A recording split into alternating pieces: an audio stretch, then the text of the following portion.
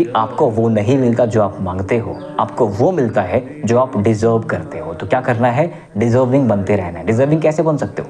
नमस्कार मित्रों, मेरा नाम है ब्रजेश मिश्र। मैं ज्योतिष व विज्ञान का छात्र आपका स्वागत करता हूं आपके अपने ही channel scientific astrology with Brajesh Mishra पर। और आज हम बात करने वाले हैं आने वाले एक बहुत कमाल के, बहुत स्वर्णिम अवसर के बारे में, कि वो अवसर जो आपको कॉस्मिक एनर्जी को चैनल करने का मौका देगा। कॉस्मिक इक्वेशंस बड़े सही हैं, आप कैसे बेहतर कर सकते हो। सो आइए समझते हैं कि वो इक्वेशन है क्या। क्या है ऐसा जो आपको एक बहुत कमाल का फेज दे सकता है।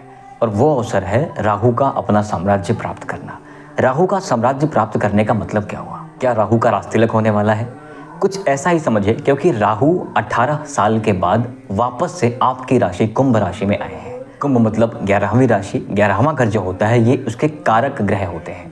मतलब अगर किसी और घर में ये हो, वहाँ पर इनकी नहीं चले या ये उसके कारक ग्रह नहीं है, तो ये अपना फुल पोटेंशियल यूज़ नहीं कर सकते।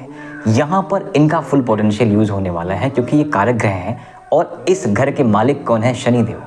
कुंभ राशि के मालिक जो है वो शनिदेव हैं। तो जो शनिदेव हैं और जो राहु हैं, इन दोनों में मैत्री संबंध है। यथा राहु तथा शनि कहते भी हैं कि जिस तरह के एट्रीब्यूट्स राहु में हैं, शनि में भी वही हैं। बस फर्क इतना है, शनि न्याय के देवता हैं और शनि कर्म के देवता हैं, तथा शनि बहुत धीरे धीरे कार्य करते हैं। शनै है शनै, ये इनका नेचर है। राहु के पास ऐसी कोई दुविधा नहीं है। राहु लिमिटलेस है, राहु स्पीड है, राहु त्वरित है। ये अपने लक्ष्य को प्राप्त करने के लिए अनैतिक कार्य भी करता है और करवाता भी है। यानी कि आपके साथ फ्रॉड हो भी सकता है और आप भी फ्रॉड कर सकते हो, जहां पर आपको बचना है। तो आज हम विस्तृत चर्चा करने वाले हैं कि जो राहु का साम्राज्य है वो आपके किन किन क्षेत्रों में लाभ देगा, क्या क्या उपाय हो सकते हैं, और सब कुछ ठीक होने के बाद भी अगर कुछ ठीक होता हुआ नहीं दिखे तो क्या करना चाहिए आपको, या क्या कारण हो सकता है। तो अभी अभी आपने समझा कि जो 11वां घर है, जो 11वीं राशि में पहुंचेंगे राहु, इसलिए राहु के पास वो आज़ादी होगी कि वो अपने हिसाब से आपको चीज़ें आपके जीवन में प्लस और माइनस कर सकें। क्या प्लस है क्या माइनस हम डिस्कस कर लेते हैं, क्योंकि हर सिक्के के दो पहलू होते हैं, जहाँ पॉजिटिव है वहाँ नेगेटिव है। समुद्र मंथन में अमृत निकला, लेकिन अमृत निकलने से पहले विष भी निकला था। तो अभी आपके जीवन में जो कठिनाइयाँ चल रही थी, मेरा ऐसा मानना है कि आप ही समझे कि वो विष निकल रहा था। जीवन में सुख दुख तो लगा ही रहेगा, इसीलिए अगर आपको सुख या दुख से ऊपर उठना हो तो आध्यात्म का सहारा देना चाहिए। भगवान कृष्ण गीता में कहते हैं ना कि सुखे दुखे समय कृत्वा लाभा लाभो जया जयो। जीवन है तो सुख भी आएगा, दुख भी आएगा। अगर आप सुख में बहुत ज़्यादा प्रसन्न नहीं हैं तो आप दुख में बहुत रोएंगे भी नहीं। इसका मतलब आप जब समान रहेंगे ना, तो सुख दुख आपको बहुत परेशान नहीं करता। जो आ रहा है आ रहा है, आप प्रवाह की भांति उसको ले रहे हो। जो चला जाएगा वो चला जाएगा, सिंपल। तो जो राहु है, जिसे हम कलयुग का देवता कहते हैं, कलयुग का भगवान कहते हैं, क्यों कहते हैं? क्योंकि राहु में कलयुग के वो सारे गुण हैं जो कलयुग में सफल होने के लिए एक मानव मात्र में चाहिए। अभी तक राहु आपके धन भाव पर थे, अब आपके लग्न भाव पर आने वाले हैं। यदि हम थोड़ा सा आकलन कर लें अपने पिछले 1.5 साल को, तो राहु का जो प्रभाव आपके ऊपर, आपके धन भाव पर, आपकी वाणी पर, आपके कुटुंब पर, आपके कम्युनिकेशन पर, राइट, या आपके खान पान पर भी, ये जो है दूसरा घर इसका होता है। राहु का एक जो चरित्र है वो है फियर का, इनसिक्योरिटी का, भय और भ्रम, वो दोनों देता है। कई बार आपको लगता होगा ना कि दुनिया मेरी है, मुट्ठी में है, फिर लगता होगा मेरे पास तो कुछ नहीं है ना। कई बार लगता है मुझे सब कुछ आता है, फिर लगता है यार कुछ तो आता ही नहीं है। तो ये भय भ्रम आपको राहु देता रहा होगा। हालांकि आपने इस फेज में कुछ बड़े काम भी करने की चेष्टा अगर करी होगी या प्लान्स बनाए होंगे, तो वो होने के पूरे चांसेस हैं। मतलब हो सकता है किसी ने गाड़ी खरीदी हो, किसी ने घर खरीदा हो, हाँ लोन्स लिया हो, कर्जा लिया हो, कर्जा हो गया हो, धन का व्यय भी हो गया हो, लेकिन इतने बड़ी चीज़ें भी आपने कर ली होंगी। परिवार में हो सकता है कुछ कलह देखने को मिले हो, मिसअंडरस्टैंडिंग्स देखने को मिले हैं कम्युनिकेशन की वजह से, क्योंकि राहु के पास एनर्जी ना वो अनलिमिटेड है। वो जब देने पे आएगा तो सब कुछ लिमिटलेस करता है, उसे बाउंड्री चाहिए ही नहीं, वो लिमिटलेस खेलना चाहता है। और जहाँ कम्युनिकेशंस में, फैमिलीज़ में अगर आप लिमिटलेस बनने का ट्राई करते हो, तो क्योंकि फैमिली में एडजस्ट करना पड़ता है। 4 लोग हैं, 4 तरह के लोग हैं, और उनका पता नहीं कौन सा ग्रह है ना, तो उसके हिसाब से एडजस्ट करना पड़ता है। अगर आप एडजस्ट नहीं करोगे, अपनी वाली करोगे, अपनी एनर्जी के हिसाब से काम करोगे, तो फिर तो क्लेश होने ही होने हैं। यहाँ पर ऐसा संभव है कि आपके फैमिली में बहुत अच्छी चीज़ें ना हुई हों, मतलब इन टर्म्स ऑफ मन मुटाव, काइंड ऑफ मिसअंडरस्टैंडिंग हुई हो, दोषारोपण आप पे हो गए हों, ऐसा कुछ होने के पूरे चांसेस बने थे, क्योंकि भय भ्रम भी आपके मन में था। तो अब 18 साल बाद वापस से राहु आपके लग्न भाव पर आ रहे हैं और आपके हेल्थ को, बॉडी टाइप को, माइंडसेट को, थॉट प्रोसेस को, आपके स्वास्थ्य को अब राहु मैनेज करने वाले हैं। तो राहु की 3 दृष्टियाँ होती हैं, 5वीं, 7वीं, 9वीं। अब लग्न भाव में हैं तो 5वीं 5वें घर में पड़ेगी, 7वीं 7वें में, और 9वीं 9वें में पड़ेंगे। पाँचवां घर किस चीज़ का होता है? भाग्य का होता है, लक का होता है, संतान का होता है, शिक्षा का होता है। अब यहाँ मैं एक चीज़ क्लियर कर दूँ कि सब कुछ पॉजिटिव भी नहीं होगा, नेगेटिव होते हुए भी लग सकता है, लेकिन राहु एक छाया ग्रह है जो आपको भय, भ्रम, सब कुछ खत्म हो जाएगा ऐसे फियर आने का आप ट्रस्ट मत करिएगा। राहु छाया ग्रह है, ठीक है, ये एक फेज़ है, निकल जाएगा। अगर आपने इस एनर्जी को चैनल कर लिया, राहु को खेलने का एक ऐसा मौका दे दिया कि ये खुला ग्राउंड है, जाओ खेलो, तो वही एनर्जी आपकी हेल्प करने वाली है, ना कि डराने वाली है। और आप खुला मैदान दे कहाँ से सकते हो? अपने कर्म से। जब आपके भाग्येश को राहु देखने वाले हैं तो राहु तो दैत्य ग्रह है ना। अब दैत्य में प्रवृत्ति क्या होती है? आपका खान पान। आप ध्यान दीजिएगा, आपका खान पान बिगड़ सकता है, आपको नशे की लत लग सकती है। ये इसके नेगेटिव्स हैं। पॉजिटिव तो बहुत सारे हैं। पॉजिटिव तो ये है कि अगर आपने थोड़ा स्किलफुली इन्वेस्ट किया, अगर आपके स्टैटिक्स ठीक हैं, तो आपको जो भाग्य का साथ मिलने वाला है, लॉटरी में आपका भाग्य का साथ मिलने वाला है, इस तरह से धन आपको मिलने वाला है ना। अगर आप एफर्ट्स डालते रहे तो शिक्षा में आपको भाग्य का साथ मिलने वाला है, आपके एग्जाम्स क्रैक होने के पूरे चांसेस हैं। ये इसका पॉजिटिव साइड है। नेगेटिव साइड क्या है कि आपको अपनी आदतों पर काम करना पड़ेगा, ठीक है। अगर आपने अपने हैबिट पर, पेशेंस पर, कैरेक्टरिस्टिक्स पर ध्यान नहीं दिया तो राहु आपसे अनैतिक कर्म करवाएगा और आपकी राशि के मालिक शनिदेव हैं, न्याय के देवता जो हैं, आपको बाद में पिटाई बहुत लगाएंगे। इसलिए कोशिश करिए कि अनैतिक कार्य ना करिए। अगर आज सब कुछ अनैतिक होते हुए भी ठीक लग रहा है तो इसका मतलब ये नहीं कि आपको दंड नहीं मिलेगा। अनैतिक कार्यों का फल ज़रूर मिला है, आगे भी मिलेगा, इसलिए सावधान रहें। जो उचित हो वही किया जाए। सातवां अगर जीवन साथी का है, बिजनेस पार्टनर का है, बिजनेस का है, दोस्तों का है, शादी का है, सर्कल का है। अब इसमें क्या हो सकता है? Positive and negative. पॉजिटिव में सब कुछ ग्रो कर सकता है, आपकी शादी भी हो सकती है, दोस्ती यारी बढ़ सकती है और लिमिटलेस बढ़ सकती है। लोग ट्रस्ट कर सकते हैं आप पे, आप लोगों पर ट्रस्ट कर सकते हो। लेकिन नेगेटिव साइड ये है कि आपको चीटिंग मिल सकती है। कारण राहु भय भ्रम देगा, राहु इनसिक्योरिटी देगा, राहु आपसे गलत हरकतें करा सकता है, ठीक है। तो यदि आपने इस एनर्जी को भी चैनल नहीं किया, मतलब आप केयरफुल नहीं रहे कि आप किसके साथ क्या बात कर रहे हो, किसको कितना शेयर कर रहे हो, किसको अपनी लाइफ में कितना स्पेस दे रहे हो, अगर इन सारी चीज़ों में आप सावधान नहीं रहे तो वही राहु आपको नेगेटिव इम्पैक्ट देगा और फिर चीज़ें बिगड़ जाएंगी। आपकी शादी, आपकी दोस्ती, आपकी यारी, आपकी आदतें सब बिगड़ सकता है। राहु बहुत प्रभावी है। प्रभाव को कंट्रोल करना आना चाहिए, प्रभाव को सही दिशा दिखानी आनी चाहिए, राइट। मतलब बहुत तेज़ बॉल अगर आ रही है तो अपनी बॉडी पे मत लीजिए। बहुत तेज़ बॉल अगर आ रही है तो बैट का ऐसा हिस्सा दिखाइए कि आपका शॉट लगे और चौका छक्का आपको मिल जाए, है ना। नवा घर क्या है? पिता का है, धर्म का है, भाग्य का है।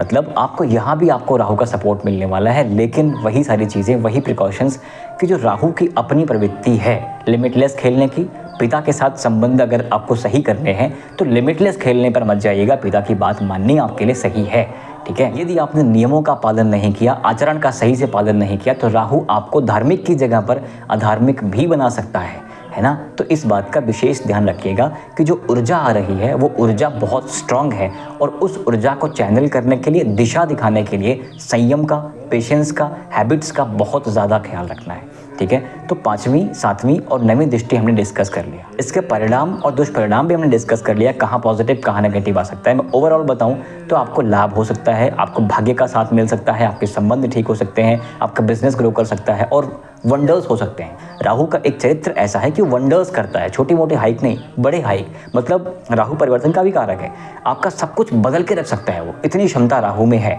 बस क्या करना है, आपको तैयार रहना है। आप इसको ऐसे समझे कि जब भी कुंडली में कोई ऐसा योग बनता है, कोई ऐसा ग्रह आपको आशीर्वाद देने वाला होता है कि जो मर्जी चाहो वो ले लो, तो आपको मांगना क्या है ये बड़ा इंपॉर्टेंट है ना। अगर आप यही बार बार बोलते रहें कि मैं तो कुछ नहीं, मेरा तो विनाश हो गया, मेरा तो सब कुछ खराब हो गया, तो राहु क्या करेगा? यही तो बोलेगा ना, हाँ ठीक है डन भाई, चलो ठीक है। तो इसलिए ज़रूरी ये है कि अपना माइंडसेट ठीक किया जाए जिससे राहु आपको वो दे सके जो आपको देना चाहिए, क्योंकि जो आप मांग रहे हो वो आपको देने को तैयार है। राहु आपके फेवर में काम करेगा, तो जो आप मांग रहे हो ना, जिस तरह की आपकी गतिविधि हो रही है ना, करैक्टर हो रहा है ना, हैबिट्स हो रहे हैं ना, वो बड़ा इंपॉर्टेंट है। अगर यहाँ से कुछ फ्लॉ हुआ, कुछ चूक हुई, तो इसका सिर्फ आपको नेगेटिव इम्पैक्ट देखने को मिलेगा, क्योंकि राहु बहुत प्रबल कारक ग्रह है। एक और एग्जांपल समझिए, आपने एक कहानी सुनी होगी कि जो भूत होते हैं ना, गांव में कभी सुना हो आपने, मैंने सुना था बचपन में, कि जो भूत होते हैं अगर आप उनकी चुटिया काट लेना तो भूत गुलाम बन जाते हैं आप। और ये भूत ही राहु है, मतलब ये राहु वही भूत है। अगर आपने इसकी ऊर्जा को चैनल कर लिया, अगर आपने इसकी ऊर्जा को सही दिशा दिखा दी, तो मेरा विश्वास कीजिए कि ये आपके जीवन को जो अभी फर्श पर है अर्श तक पहुंचा देगा। इतनी क्षमता, इतनी प्रबल शक्ति राहु में होती है। अब उपायों को देख लेते हैं कि राहु कंट्रोल में कैसे आएगा। सबसे पहली चीज़, घर का अपना पश्चिम एंड साउथ वेस्ट, जो दक्षिण पश्चिम का कोना है, वो कभी गंदा मत रखिएगा। टॉयलेट गंदा नहीं रहना चाहिए। पूरे घर में साफ सफाई रखिएगा, सकारात्मक ऊर्जा आएगी। घर में हवन, अगियारी इत्यादि करते रहिएगा। भगवान शंकर की और भगवान कृष्ण की पूजा करते रहिएगा। यदि संभव हो आपके लिए तो रुद्राभिषेक बहुत अच्छा है, आपके लिए उचित रहेगा, ये भी आप करवा सकते हैं। इन सब के बाद सबसे बड़ी चीज़, एक चीज़ आप मिस नहीं कर सकते कि यत् पिंडे तत् ब्रह्मांडे। जो कुछ इस पिंड में है ब्रह्मांड में है, वाइस वर्सा जो ब्रह्मांड में है वही पिंड में है। तो अगर आपको वो एनर्जी चैनल करना है तो सबसे पहला काम ये करना है कि आपको ये एनर्जी फिक्स करनी पड़ेगी।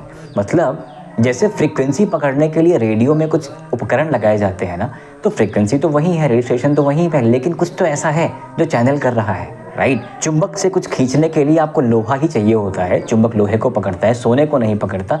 इसी तरह से अगर आपको उस कॉस्मिक एनर्जी को अट्रैक्ट करना है, अपने फेवर में करना है, तो वो एनर्जी आपको यहाँ पे रिफ्लेक्ट करानी ही पड़ेगी। एक बात मान के चलिए मित्रों कि आपको वो नहीं मिलता जो आप मांगते हो, आपको वो मिलता है जो आप डिजर्व करते हो। तो क्या करना है? डिजर्विंग बनते रहना है। डिजर्विंग कैसे बन सकते हो? अपनी हैबिट्स ठीक करिए, अपने कैरेक्टर ठीक करिए, अपनी आदतें, अपना पेशेंस डेवलप करिए, चरित्र ठीक करिए, तो आप डिजर्विंग बन जाते हो। तो आप सोच रहे हो कि 10,000 करोड़ का मालिक बन जाऊं और जाके सब्जी वाले से 1 रुपए के लिए लड़ाई कर रहे हो, तो आप तो करोड़पति बनने लायक हो ही नहीं। कुछ आपका पूर्व कर्म ऐसा था कि भगवान ने आपको दे दिया, ठीक है, अलग बात है, लेकिन आप सच में योग्य तो नहीं हो ना।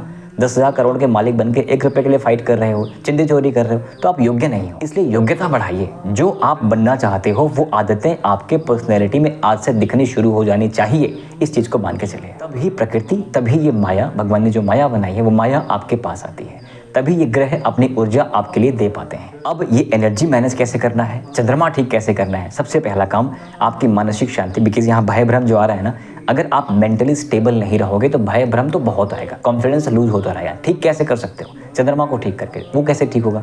डीप ब्रीदिंग करिए, गहरी सांस लीजिए, प्राणायाम हो गया, डायनामिक ब्रीदिंग हो गई, ये सब बहुत हेल्प करने वाले हैं आपके। तो सांसों का खेल है कि चंद्रमा आपका ठीक हो जाएगा। डीप ब्रीदिंग करिए, एक्सरसाइज करिए, जो नीचे सर रख के उल्टा खड़े हो जाते हैं ना, वो आसन करिए, ब्लड फ्लो बढ़ेगा, आपके ब्रेन में ऑक्सीजन पहुंचेगी, आपके ब्रेन में ब्लड पहुंचेगा, सर्कुलेशन बढ़िया होगी, तो आपका ब्रेन बेहतर काम करेगा, चंद्रमा बेहतर काम करेगा, तो आपका मेंटल हेल्थ यहाँ पर ठीक रहने वाला है। फिजिकल हेल्थ के लिए अच्छा भोजन करिए, अच्छा वर्कआउट करिए।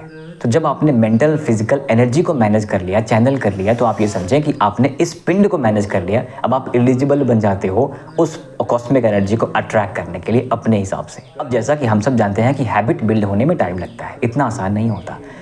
या मैं स्टैटिकल बताऊं तो कोई भी एक आदत बिल्ड होने में 66 दिन 66 डेज का टाइम लगता है, ऐसा रिसर्च हो चुकी है। इसीलिए मैंने एक astro life mastery community form की है, जहां पर हम हैबिट बिल्डिंग सिखा रहे हैं, रिचुअल्स रूटीन सिखा रहे हैं, वर्कआउट करना सिखा रहे हैं, ये सारे कार्य हम वहां पर कर रहे हैं। अगर आप उस कम्युनिटी का हिस्सा बनना चाहते हैं तो मैं लिंक डिस्क्रिप्शन में दे रहा हूँ, आप भी उस कम्युनिटी को ज्वाइन कर सकते हैं। अभी तक हमने डिस्कस कर लिया कि राहु का साम्राज्य क्या है, कैसे काम करता है, आपके लिए क्या कर सकता है, आप में क्या इम्पैक्ट क्रिएट करने वाला है, आप इसका बेनिफिट कैसे ले सकते हो।